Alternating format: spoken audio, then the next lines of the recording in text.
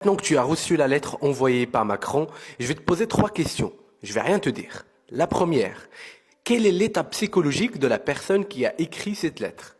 L'état psychologique de la personne qui a écrit cette lettre, Emmanuel Macron, semble jouer un jeu subtil pour manipuler la situation politique à son avantage. Il est probablement anxieux face à la fragmentation politique, mais il cache cette inquiétude derrière une façade de détermination et de rassemblement. Il utilise un ton paternaliste pour se positionner en tant que protecteur de la République, ce qui peut aussi être perçu comme une manière de s'auto-glorifier. Ma deuxième question, qu'est-ce qu'il pense réellement des gens à qui il a écrit cette lettre? Dans la lettre, Macron montre un respect superficiel pour les électeurs et les forces politiques, mais il les voit clairement comme des pions dans son jeu politique. En soulignant leur incapacité à obtenir une majorité claire, il sous-entend qu'ils ne sont pas à la hauteur de la tâche sans son intervention. Il manipule cette situation pour montrer qu'il est indispensable, tout en discréditant subtilement ses adversaires politiques, en les décrivant comme divisés et inefficaces. Concrètement, qu'est-ce qu'il cache derrière cette lettre? Concrètement, derrière cette lettre, Macron pourrait chercher à dissimuler une stratégie de consolidation de pouvoir sous couvert de dialogue et de consensus. En appelant à l'unité